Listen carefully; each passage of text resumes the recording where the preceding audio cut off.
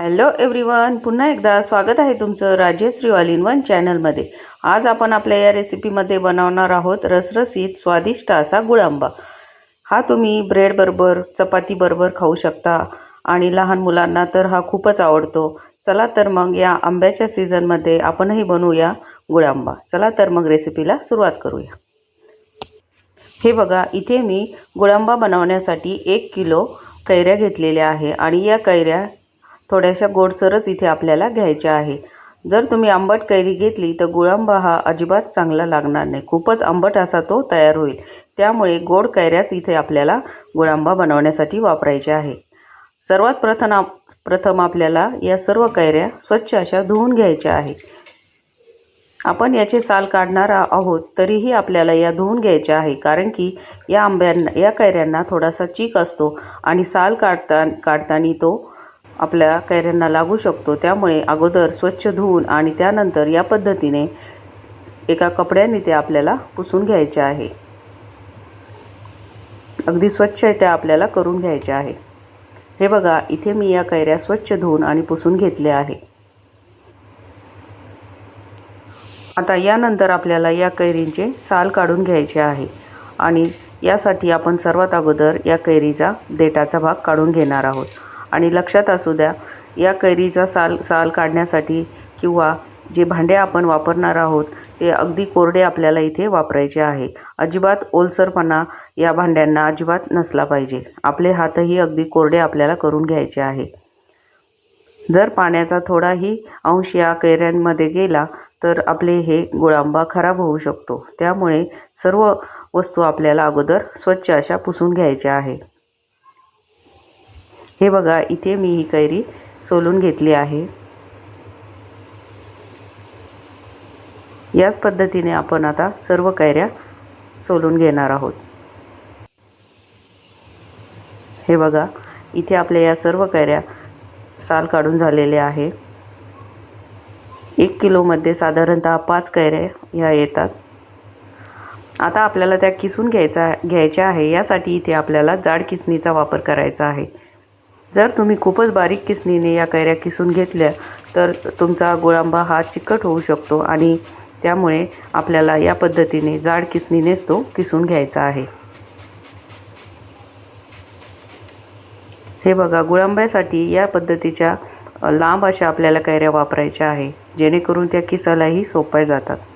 हे बघा, आपला हा किस किती छान असा इथे तयार झालेला आहे। इथे आता मी सर्व कैऱ्या किसून घेतलेल्या आहे।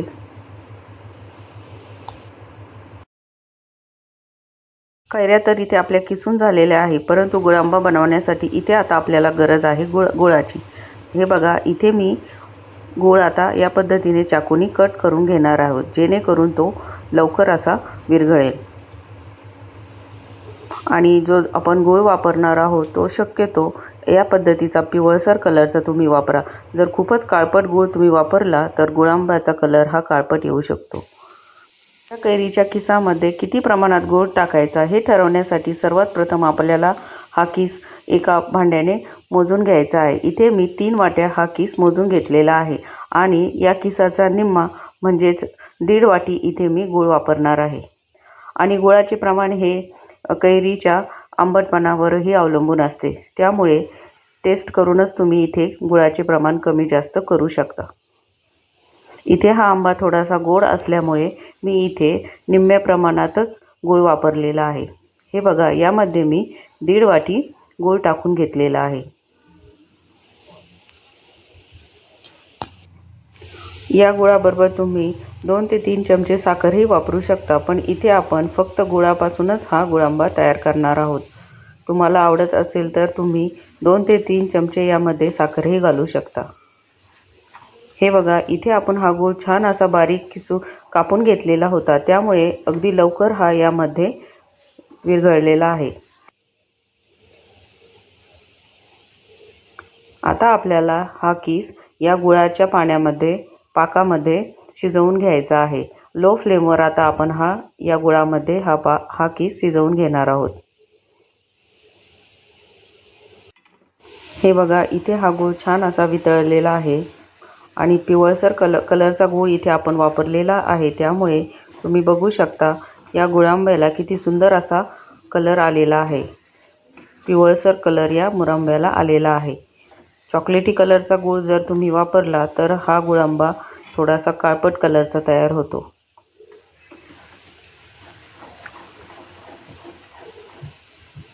आता या पाकामध्ये आपण हा किस शिजवून घेणार आहोत.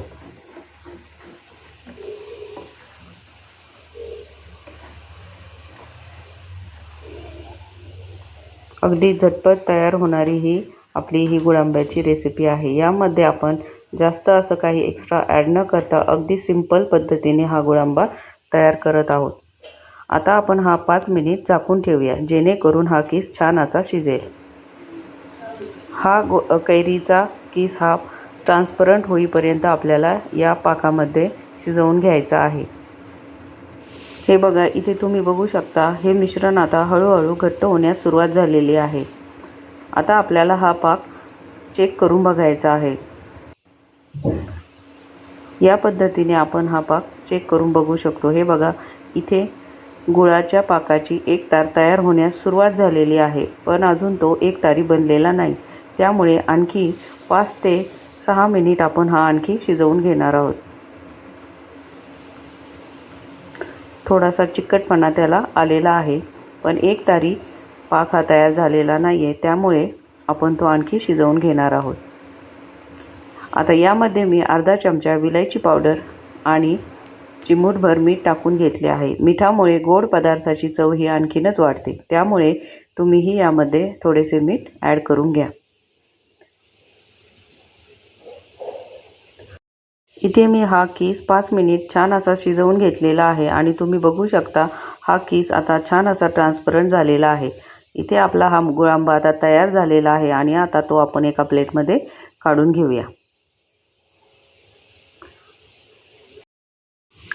काचेच्या जारमध्ये किंवा बाउलमध्ये भरण्या अगोदर आपण हा गुळांबा थंड करून घेणार आहोत. हे बघा, तुम्ही बघू शकता किती रसरशीत असा हा गुळांबा इथे तयार झालेला आहे आणि त्याचा रंगही खूप छान असा इथे आलेला आहे. चला तर मग तुम्हीही या पद्धतीने गुळांबा बनवून बघा आणि तो कसा बनला हे मला कमेंट करून नक्की कळवा. आणि तुम्हाला जर माझी ही रेसिपी आवडली असेल तर तुम्हीही तुमच्या नातेवाईक आणि मित्रांमध्ये नक्की शेअर करा. आणि तुम्ही जर या चॅनलवर नवीन असाल तर या चॅनलला सबस्क्राईब केल्याशिवाय अजिबात जाऊ नका. चला तर मग पुन्हा भेटूया अशाच एका नव्या रेसिपीमध्ये. तोपर्यंत मस्त खा, मस्त बनवा आणि हेल्दी राहा. माझा हा व्हिडिओ अगदी पूर्ण बघितल्याबद्दल तुम्हा सर्वांचे मनापासून धन्यवाद.